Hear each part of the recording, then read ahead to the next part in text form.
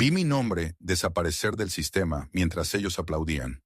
Y no dije nada, porque ya lo sabía. El salón era una trampa de luz blanca. Pantallas por todas partes, proyecciones en 3D, cifras flotando sobre las cabezas de quienes creían entender algo.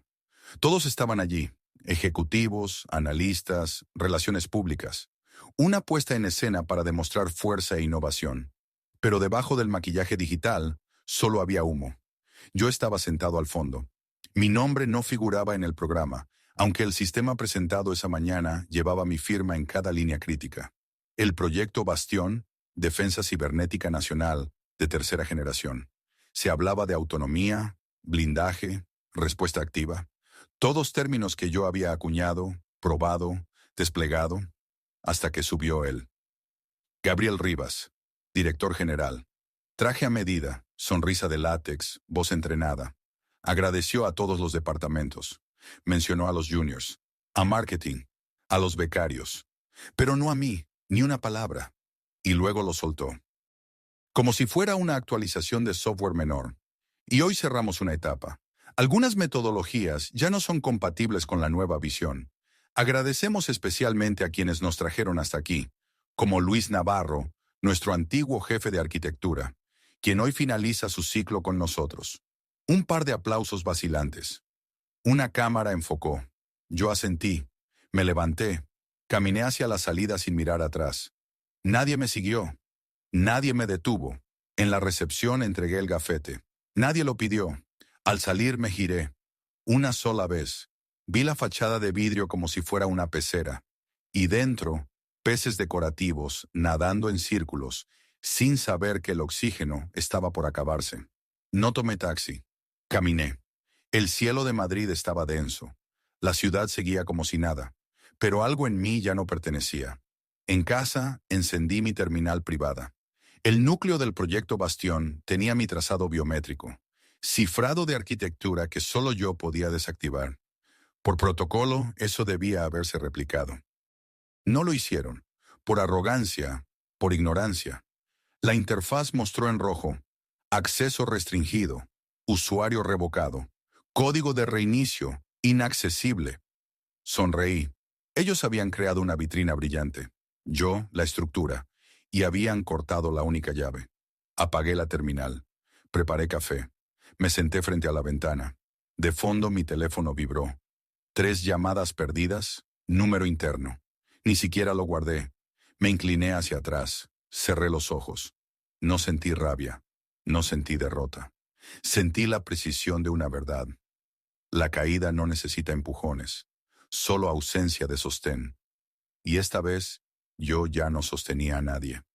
No contesté las llamadas, tampoco los mensajes que empezaron a llegar al anochecer, uno tras otro.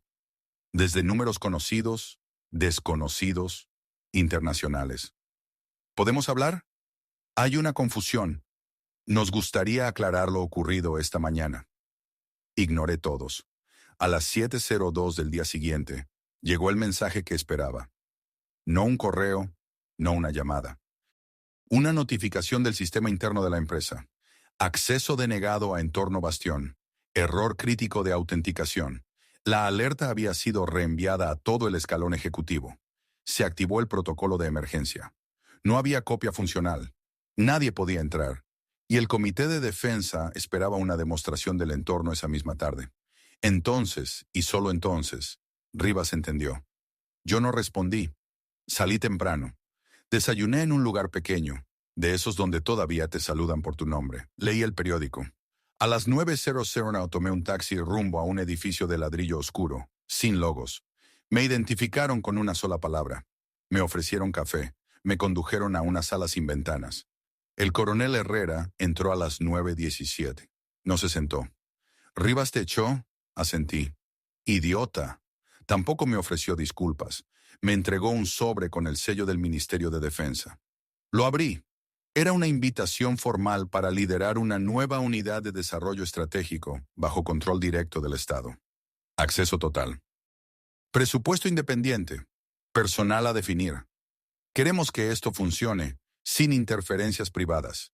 ¿Y la empresa? Prescindible. No respondí. Tomé el sobre, Me levanté. Nos dimos la mano. Cuando salí, el sol ya estaba alto. Caminé sin dirección unos minutos. No sentía euforia, ni victoria. Sentía claridad. El tipo de certeza que solo se alcanza cuando uno deja de justificar a los ciegos. A mediodía, los correos ya eran súplicas. Rivas me escribió directamente. Luis, necesitamos tu colaboración. Fue un malentendido. El Comité de Defensa exige que estés en la presentación. Por favor, llámame. Respondí con una línea. Estoy exactamente donde debo estar. No volví a escribir. Al parecer, el caos estalló a las 14:03. Los terminales no levantaban los entornos de prueba. Los servidores no respondían. El sistema había sido diseñado para evitar accesos de fuerza bruta.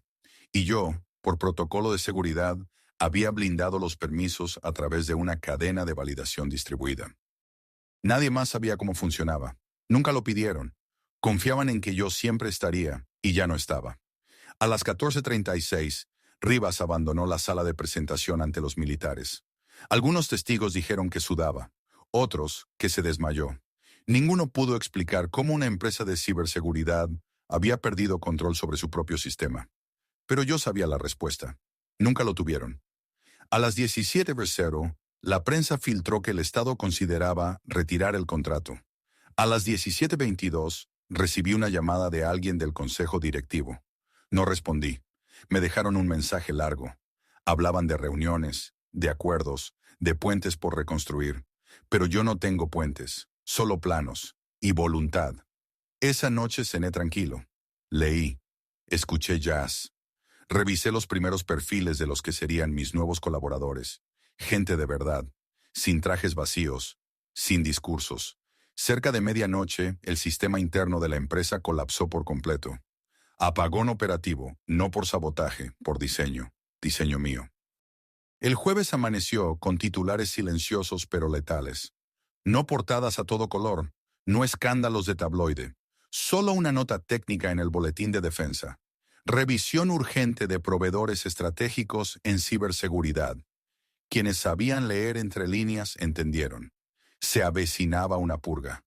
La empresa había perdido el control del sistema. Literalmente. El entorno bastión, del cual tanto presumieron, ahora era un cascarón vacío. Ningún intento de reconstrucción sirvió. Técnicos improvisaban parches. Analistas corrían sin dirección. Rivas no aparecía en los pasillos. Y yo simplemente observaba. No con rencor, no con satisfacción, solo con atención clínica. A las 10:13 recibí un correo de Marta Baeza, la única directora técnica que alguna vez escuchó lo que decía. Luis, sé que no tenés motivos para ayudar, pero si no es por nosotros, hacelo por los que siguen dentro, los que no sabían, los que confiaron en vos. Le respondí 2 horas después, corto, sin emotividad. No se trata de ayudar, se trata de construir lo que sigue, y no será ahí. A las 13:00 me llamaron de presidencia. No del despacho, de la propia Secretaría de Estado.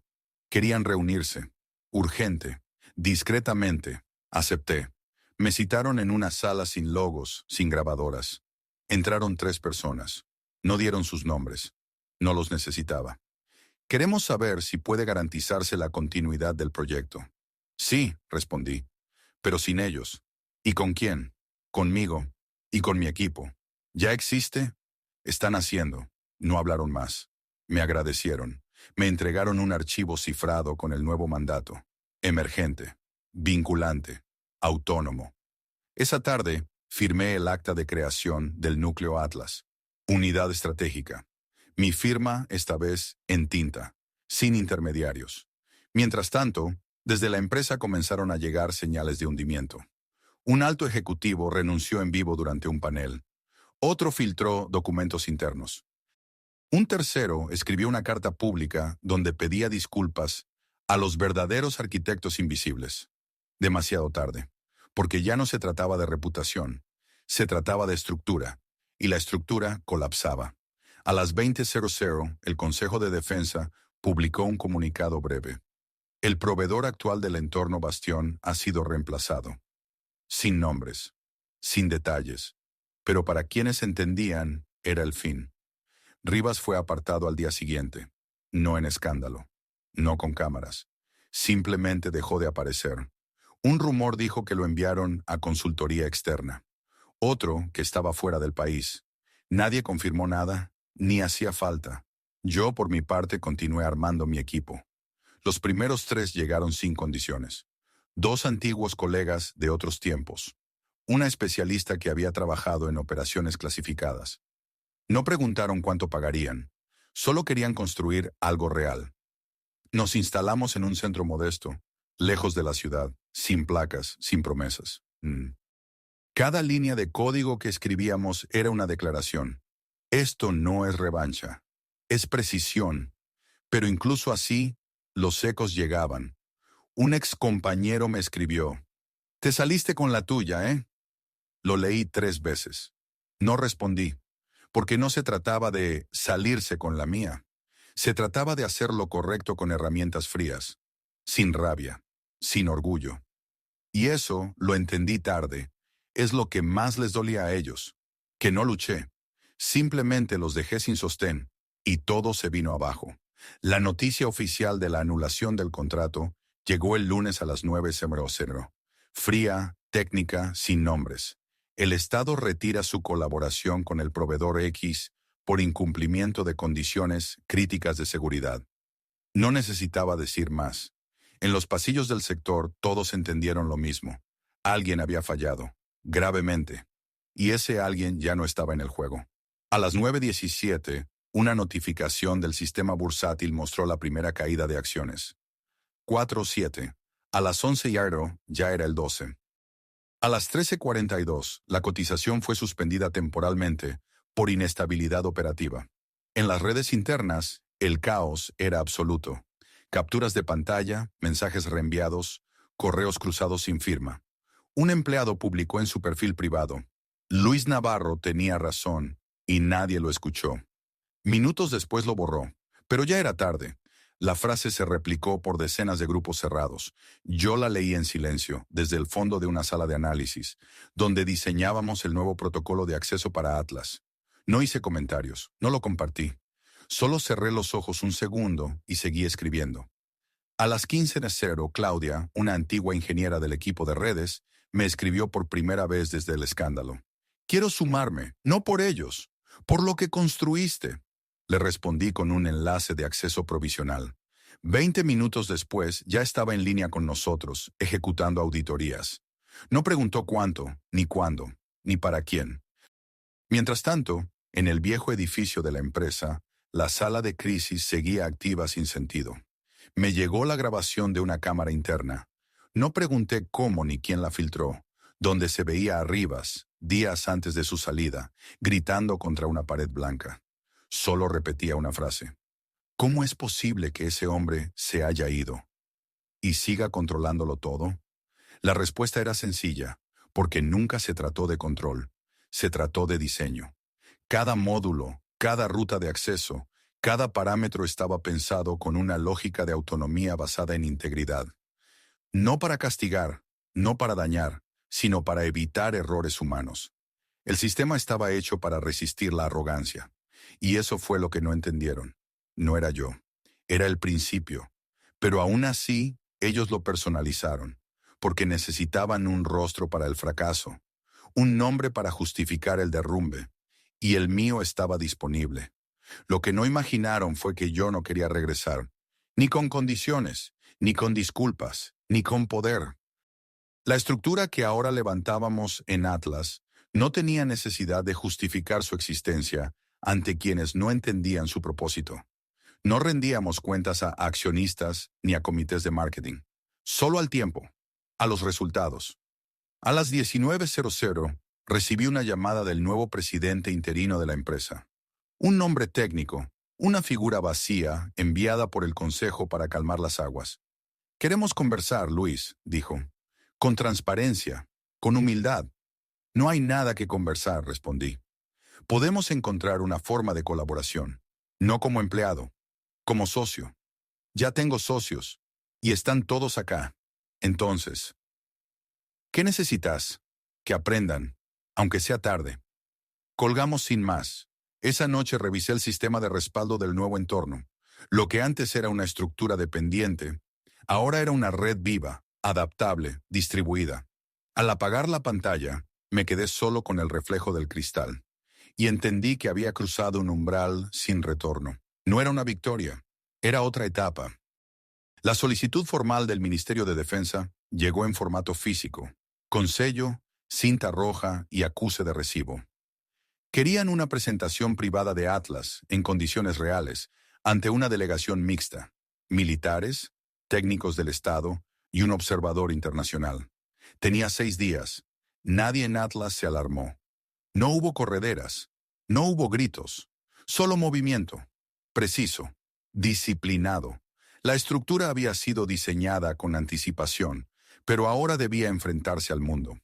Durante las primeras horas revisamos cada módulo, cada línea, cada subsistema de seguridad. Claudia dirigía la validación de accesos distribuidos. Marcos, el criptógrafo silencioso que se sumó desde Bruselas, aisló 2 rutas redundantes que podrían haber sido vulnerables si alguien las forzaba. Todo se resolvía con exactitud, sin palabras innecesarias. Yo observaba, coordinaba, pero no intervenía en los detalles. Mi rol ya no era técnico, era estratégico. Una tarde, después de 10 horas de revisión, salí a caminar por el perímetro del centro. El edificio era austero, sin logos, vidrios opacos, rodeado por árboles bajos y suelo seco. Allí, entre el polvo y la sombra, entendí algo. La verdadera seguridad no era blindaje, era claridad. Y eso precisamente era lo que habíamos creado. El día anterior a la prueba, recibí un mensaje inesperado. Era de Marta Baeza. Sé que no debería pedirte esto, pero necesito verte. 5 minutos, sin grabadoras. Le propuse un café en un punto neutro. Llegó puntual, sin maquillaje, ojeras visibles, olor a cansancio acumulado.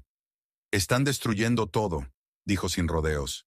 Quieren reestructurar, renombrar, tapar, como si eso borrara lo que pasó. Eso hacen, respondí. Usan humo para no ver las ruinas. Vos podrías volver, liderar el reinicio, con total libertad. Negué despacio. El problema no era el nombre de la empresa, era su estructura. Y esa estructura sigue ahí. Guardó silencio largo. ¿Y si no queda nadie que entienda? Entonces tendrán que aprender, desde cero. Nos despedimos con respeto, sin promesas. Esa noche, el equipo durmió en el centro, no porque hiciera falta, sino porque todos entendíamos lo que venía. La mañana de la prueba, el aire era inmóvil. No había viento, ni pájaros, solo un cielo plano, casi clínico.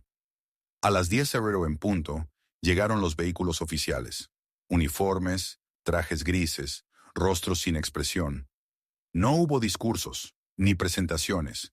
Simplemente los guié hacia la sala de operaciones. La demostración duró 43 minutos. El sistema respondió a todos los escenarios: infiltración, pérdida de nodos, sabotaje, propagación interna, corte de suministro. Todo se resolvió sin intervención humana directa. Las rutas se adaptaron. Los módulos mutaron. La defensa respondió sin colapsar. Uno de los observadores, no sé de qué país, se acercó al final. ¿Y si usted desaparece mañana? Lo miré. No pasaría nada. El sistema seguiría. Porque no depende de mí, ni de nadie. El coronel Herrera, presente en primera fila, sonrió apenas. A las 12:15 firmaron la validación, sin condiciones. Y entonces, cuando todo parecía cerrado, alguien de los presentes preguntó: ¿cuál fue el error que cometió su antigua empresa? Pensé un segundo. Creer que una arquitectura sólida puede sobrevivir sin entender al arquitecto. Silencio. Y luego, aprobación. Esa tarde no hubo celebración, ni brindis. El equipo se dispersó como siempre. Cada uno a su lugar, en paz. Yo me quedé solo en la sala de operaciones. Y por primera vez desde que todo comenzó, me permití cerrar los ojos sin tensión. No era revancha, era exactitud. Las semanas siguientes fueron un equilibrio silencioso entre construcción y derrumbe. Mientras Atlas avanzaba con autonomía, el ecosistema de la antigua empresa se descomponía en cámara lenta. No por ataques externos, por el vacío interno. como una estructura hueca que finalmente escuchaba su propio eco. Las filtraciones eran constantes. Informes internos, correos, grabaciones. Ninguno provenía de mí. No hacía falta. El sistema que ellos mismos ignoraron ahora hablaba por sí solo. Un periodista me llamó. Uno de los serios, de los que no buscan sangre, sino contexto. ¿Querés que contemos tu versión? No tengo versión, respondí. Solo un proceso. Pero el público necesita un rostro. El público necesita resultados. Y esos ya están en marcha. Colgó sin insistir. Supo que no iba a darle lo que buscaba. En el centro de operaciones de Atlas, la rutina era exacta. Cada quien sabía lo que hacía. Nadie preguntaba más de lo necesario. No por frialdad, por enfoque. Una ética compartida. Esto no era un lugar. Era una estructura viva. Una tarde Claudia se me acercó con una carpeta. Uno de los módulos antiguos se ha replicado en otra empresa, dijo. Mismo código base, misma arquitectura. Solo le cambiaron el nombre. Revisé los datos, no era una coincidencia. Era copia directa. Obra de algún ex ejecutivo intentando revender lo que no entendía. ¿Querés que lo bloqueemos? Preguntó. No, que funcione y que falle. Así entenderán lo que significa diseñar sin comprensión. Ella asintió. Nada más. Esa noche me invitaron a una cena institucional. De esas con ministros, embajadores, banqueros. Un nuevo contrato de Atlas con defensa europea. Prestigio, visibilidad, política. Acepté. Por cortesía. No por interés. Fui solo. Sin traje. Camisa oscura. Miradas se giraron apenas entré. Unos con curiosidad. Otros con incomodidad. En la mesa principal me asignaron un lugar entre dos hombres que hablaban de criptomonedas sin entenderlas. Asentí cuando me hablaron. Sonreí sin mostrar los dientes. Observé. Durante el brindis, uno de los anfitriones tomó el micrófono y pronunció mi nombre. Dijo palabras como excelencia, resiliencia, visión. No respondí, solo levanté la copa y seguí escuchando. En un momento, vi a lo lejos una silueta conocida, Marta Baeza. Ya no era directora, ahora trabajaba como consultora independiente.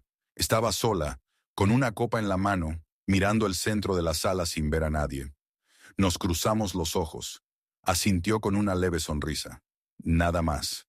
Y entonces entendí algo. El poder real no hace ruido. No se impone. No brilla. Funciona. Y funciona sin pedir permiso. Al salir, un joven me detuvo en la puerta. No tendría más de 30. ¿Usted es Luis Navarro? Asentí. Estoy estudiando ingeniería de sistemas. Leí sobre Atlas. ¿Cree que es posible diseñar algo así sin estar dentro del sistema? Sí, respondí. Pero primero hay que entender que el sistema no es el enemigo. Es solo el resultado de decisiones mal tomadas. El joven pareció sorprendido. Me dio las gracias. Se alejó. Esa noche, al llegar a casa, encontré en mi bandeja de entrada un correo sin asunto. Solo una frase. Tenías razón, desde el principio. No tenía firma, no hacía falta. Borré el mensaje y seguí. El informe final del Estado llegó sin aplausos ni comunicados. Un archivo PDF sellado digitalmente, con las conclusiones del Comité Especial de Evaluación de Sistemas Estratégicos. 112 páginas, técnicas, exhaustivas, impersonales. Lo leí en silencio. Cada sección confirmaba lo que ya sabíamos. Atlas no solo había superado todos los estándares, sino que se proponía como base para futuras infraestructuras digitales de defensa en Europa. Robustez, independencia, escalabilidad, palabras clave escritas en tercera persona, sin mi nombre, y eso me pareció perfecto. Un día después, un informe paralelo se filtró en círculos privados. Análisis del colapso del proveedor anterior. En él sí aparecía mi nombre. No como culpable ni como denunciante, como factor ausente. La eliminación de un único nodo crítico desencadenó una falla sistémica, al evidenciarse la dependencia total de la arquitectura hacia su diseñador original. Dependencia, silencio, consecuencias. En la prensa no hubo escándalo. La historia ya no vendía. Era vieja. superada, reemplazada por nuevas crisis, nuevos fuegos, pero en las reuniones cerradas, en las carpetas confidenciales, en las agendas de los hombres que toman decisiones, mi nombre se había convertido en otra cosa. No un personaje, un precedente. Los que una vez ignoraron mi trabajo ahora lo citaban como advertencia. No regresé al edificio antiguo. No pasé por las oficinas vacías. No busqué a nadie. Sabía cómo terminaban esas historias, con promesas de renovación, estructuras reempacadas, logos actualizados. Pero en el núcleo nada cambiaba, así que simplemente seguí construyendo. Los nuevos contratos llegaron, no por campaña, por reputación. Las solicitudes eran sobrias, formales. Nos gustaría explorar una colaboración futura. Las condiciones, autonomía, acceso completo, no negociables. La mayoría aceptaban. Durante una reunión en Bruselas, un representante del Ministerio francés me dijo algo curioso. Lo envidio, señor Navarro. Usted hizo lo que muchos quieren, pero nadie se atreve. Desaparecer bien. No respondí. Me limité a escuchar. En el mundo en que me movía ahora, la presencia era un riesgo. El silencio, una herramienta. Pero hubo un momento, uno solo, una conferencia de arquitectura de sistemas en Lisboa. No pensaba asistir, pero un miembro de mi equipo me convenció. Es técnica, real, sin focos. Fui. Entré por una puerta lateral. Me senté al fondo. Camisa sin insignias. Notebook cerrado. En una de las ponencias, un joven presentó una propuesta basada en principios de Atlas, sin mencionarlo. Pero cada línea era reconocible. Vi mis decisiones reflejadas. Mis errores también. Pero había algo nuevo. Algo que no era mío. Innovación. Me acerqué al final. Me presenté solo como Luis. Charlamos unos minutos. Me explicó su idea con pasión. No me reconoció. Y eso me pareció justo. Al despedirse me dijo, estoy intentando construir algo que funcione aunque yo no esté. No como esos sistemas que se caen en cuanto el arquitecto se va. Sonreí. Entonces vas por buen camino. Me alejé sin decir más. Y en ese momento lo entendí todo. No era sobre ser recordado. Era sobre dejar estructuras vivas, autónomas, reales. Y eso sí, era un final. Meses después, entré al centro de operaciones de Atlas como cualquier día. Luz suave, ruido casi inexistente, pantallas activas, personas concentradas, sin presiones externas, ninguna urgencia, solo trabajo bien hecho. Sobre mi mesa, un sobre cerrado, sin remitente, lo abrí. Dentro, una tarjeta en blanco, solo una palabra escrita a mano. Gracias. La dejé sobre el escritorio. No pregunté quién la dejó. No lo necesitaba. Caminé hacia el ventanal del fondo. Desde ahí se veía la ciudad en perfil. Ni gloriosa, ni derrotada. Simplemente viva. Como nuestros sistemas. Mi reflejo en el cristal ya no era el de antes. Sin peso. Sin necesidad de demostrar nada. Un nuevo ingeniero pasó detrás de mí y me saludó con un gesto rápido. Seguí mirando hacia afuera. Un pájaro voló en línea recta sobre los edificios, sin desviarse. Lo seguí con la vista, y supe que no había nada más que construir, porque todo ya funcionaba.